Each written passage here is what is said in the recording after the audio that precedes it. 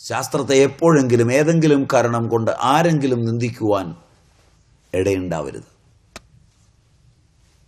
കാരണം ശാസ്ത്രം പരമമാണ്, എന്നെയും നിങ്ങളെയും കാൾ മുകളിലാണ്. നിങ്ങളൊരു ശാസ്ത്രത്തെ പറയുമ്പോൾ നിങ്ങളോട് അത് കേൾക്കുന്ന എനിക്ക് വെറുപ്പുണ്ടാകുമ്പോൾ അവൻ്റെ ഒരു ശാസ്ത്രം എന്ന് പറയുമ്പോൾ ഞാൻ അറിയാതെ നിന്ദിച്ചിരിക്കുന്നത് നിങ്ങളെയല്ല, ആ ശാസ്ത്ര സത്യത്തെയാണ്. തീർച്ചയായും വേണ്ടാത്തടത്ത് വിളമ്പിയതുകൊണ്ടാണ്. വിശപ്പുള്ള ആയിരക്കണക്കിന് ആളുകളിരിക്കെ അവർക്ക് ആഹാരം കൊടുക്കാതെ ഉടുത്തൊരുങ്ങി വന്നവനെ കണ്ട് ആഹാരം വിളമ്പിക്കൊടുത്ത് അവൻ തട്ടിത്തൂയി പോകുമ്പോൾ ആ നിന്ദിച്ച ആഹാരത്തിൻ്റെ ഒരു ശാപം വിളമ്പി എനിക്കും ബാധകമാണ്. നിങ്ങൾ ആർക്കാണ് ആഹാരം കൊടുത്തത്? ഉണ്ട് വയറ് നിറഞ്ഞവന് വീണ്ടും കൊടുക്കാനൊരുങ്ങി. അവൻ വേണ്ടാന്ന് പറഞ്ഞു, നിങ്ങൾ സമ്മതിച്ചില്ല. അങ്ങനെയല്ല, ഇത് സ്പെഷ്യലാണ്, നിങ്ങൾക്ക് വേണ്ടി ഉണ്ടാക്കിയതാണ്, ഇരിക്കണം, കഴിക്കണം. മനസ്സിലായില്ല? അവനതെല്ലാം അവിടെ തട്ടിത്തൂവുമ്പോൾ പിന്നെ നിങ്ങൾക്ക് ദണ്ണം ഉണ്ടായിട്ട് കാര്യമില്ല. മഹാനാണെന്നാ വിചാരിച്ച്, വലിയ ആളാണെന്നാ വിചാരിച്ച്, ഞാൻ അത്ര കഷ്ടപ്പെട്ട ഉണ്ടാക്കിയേ, അദ്ദേഹത്തിന് വേണ്ടി ഉണ്ടാക്കിയതല്ലേ, അദ്ദേഹം ഒന്ന് ചിരിച്ചോ, ഒന്ന് പെരുമാറിയോ? കാരണം അയാൾക്ക് ആഹാരം വേണ്ടായിരുന്നു. അപ്പുറത്ത് ഇത് നോക്കി വെള്ളമിറക്കി നിൽക്കുന്ന 3 ദിവസമായി പട്ടിണി നിൽക്കുന്നവന് നിങ്ങൾ കൊടുത്തില്ല. മനസ്സിലായില്ല? ഈ ആഹാരം മേശപ്പുറത്ത് തുണിയും വിരിച്ച് പ്രത്യേകം പ്ലേറ്റും കഴുകി തുടച്ച് പ്രത്യേകമായി വന്ന് പ്രത്യേക വിധാനങ്ങളോടുകൂടി വിളമ്പിക്കൊടുക്കുന്നതിനേക്കാൾ ആ പറമ്പിലേക്ക് ഇറക്കി പറമ്പിലൊരു ഇലയും വെച്ചം കൊടുത്തിരുന്നെങ്കിൽ അവൻ സ്വാദിഷ്ടമായി വാരി കഴിക്കുമായിരുന്നു. ശരിയല്ല? നിങ്ങളെ കാണുമ്പോഴൊക്കെ അവൻ നമസ്കരിക്കുമായിരുന്നു. ഓ, എൻ്റെ ശരീരത്തിൽ ചേർന്ന ആഹാരമാണ്, എനിക്ക് വേണ്ടിയിരുന്നു അത്, ഞാൻ എത്ര ദിവസം പട്ടിണി കിടന്നിട്ടാണ് ആഹാരം കിട്ടിയത്. അവൻ്റെ ഓരോ വളർച്ചയുടെ ഘട്ടങ്ങളിലും നിങ്ങളെ സ്മരിക്കുമായിരുന്നു. നോ, അവിടെയേ വിളമ്പാവും, അവിടെ മാത്രമേ വിളമ്പാവും. അല്ലെങ്കിൽ ആ അന്നത്തിൻ്റെ ശാപമുണ്ടാവും. അന്നത്തിൽ ഭക്തിയും അന്നത്തിൽ വിശ്വാസവും അന്നം കൊണ്ടാണ് ലോകം വളരുന്നതെന്നുള്ള വിചാരവും അന്നം കൊണ്ട് ശരീരം ഉണ്ടാവുകയും ശരീരം അന്നമായി തീരുകയും ചെയ്യുന്നത് കൊണ്ട് അന്നമയമാണ് പ്രപഞ്ചമെന്നറിയുകയും ചെയ്യുന്നവനെ വിളമ്പാവും. ഇത് വിധിയാണ്, ശ്രൗതമായ വിധി. അന്നാത് ഭവന്തി ഭൂതാനി എന്നൊക്കെ ഗീത. അന്നാത് വയേവ ഖൽവിമാനി ഭൂതാനി ജായന്തി എന്ന് ശ്രുതി. അതുകൊണ്ട് അന്നത്തിനും അറിവിനും ഈ നിയമം ഒരുപോലെ ബാധകമാണെന്ന് തൈത്തരീയം. അന്നം അങ്ങനെ കൊടുത്തു നോക്കിയേ. ഒരു ദിവസം ഒരാൾക്കെങ്കിലും അന്നം കൊടുക്കാതെ കഴിക്കരുത്. ഒരു കുസൃതി ചോദ്യം നിങ്ങളുടെ ഉള്ളിൽ വരുന്നു എന്ന് തോന്നുന്നു ചിലരെങ്കിലും. അതിനാരെങ്കിലും വരണ്ടേ? ചിലരെ എന്നെ നോക്കിയപ്പോൾ എനിക്ക് മനസ്സിലായി. കൊടുക്കാൻ നിങ്ങളുടെ മനസ്സ് വയ്ക്കുന്നെങ്കിൽ ആളെത്തിയിരിക്കും.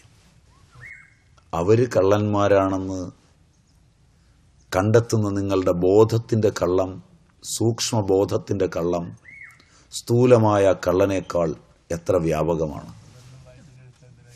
പത്രം വായിച്ചതിൻ്റെ അടിസ്ഥാനത്തിൽ നല്ല എൻ്റെ ചോദ്യം, ബോധമാണോ സൂക്ഷ്മമാ നിൽക്കുന്ന മനുഷ്യനാണോ സൂക്ഷ്മം? ബോധം. ആ നിൽക്കുന്ന മനുഷ്യൻ സ്ഥൂലം. എഗ്രീഡ്. സ്ഥൂലമായ മനുഷ്യനെ കള്ളനാണെന്ന് കാണുന്നത് എൻ്റെ ബോധമാണോ? ആണോ? ആണ്.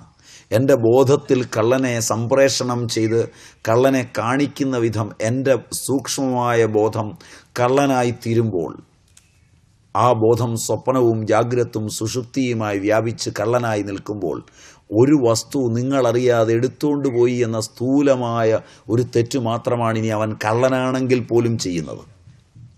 മനസ്സിലായില്ല? അവൻ്റെ കളവ് ഒരു വസ്തു കൊണ്ട് തീരുമ്പോൾ നിങ്ങളിലെ കള്ളൻ ജാഗ്രത് സ്വപ്ന സുഷുപ്തികളിലെല്ലാം വ്യാപിച്ച് സാർവജനീനമായി വളർന്ന് പന്തലിച്ച് നിൽക്കുകയാണ്.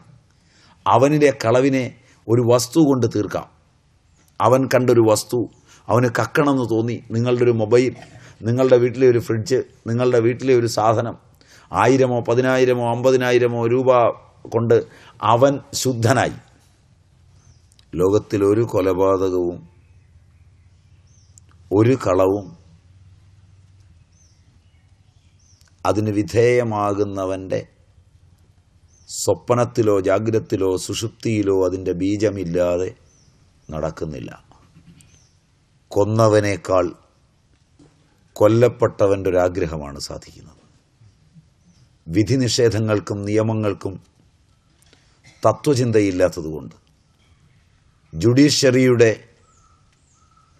ക്രിമിനലും സിവിലുമായ പ്രൊസീജിയറുകൾക്ക് പിന്നിൽ ശക്തവും വ്യക്തവുമായൊരു ശ്രുതിയോ ഒരു തത്വചിന്തയോ ഇല്ലാത്തതുകൊണ്ട് കാലാകാലങ്ങളിൽ വരുന്ന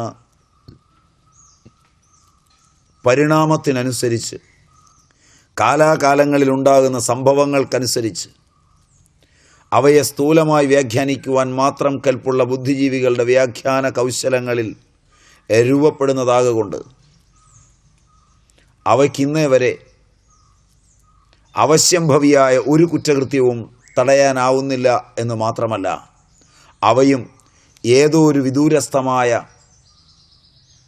ചിന്തയുടെ അടിമത്തത്തിലിരുന്ന് പ്രകൃതിയുടെ നിയമത്തിന് അനുഗുണമായി പോകേണ്ടി വരുന്നു. ഞാൻ കൊല്ലപ്പെടാൻ ആഗ്രഹിക്കുകയോ ഞാൻ ശിക്ഷിക്കപ്പെടാൻ ആഗ്രഹിക്കുകയോ എൻ്റെ വസ്തു മറ്റൊരാൾ എടുത്തുകൊണ്ടുപോകുവാൻ ആഗ്രഹിക്കുകയോ എൻ്റെ സ്വപ്നത്തിലോ ജാഗ്രതത്തിലോ സുഷുപ്തിയിലോ ചെയ്യുമ്പോൾ അത് ലാഘവത്തോടെ ഞാൻ എങ്ങനെ പൂട്ടിവെച്ചാലും അതിന് അർഹതയുള്ളവൻ എടുത്തുകൊണ്ടു പോകാൻ ഈ ഭൂമിയിൽ സാഹചര്യം ഒരുങ്ങുന്നു.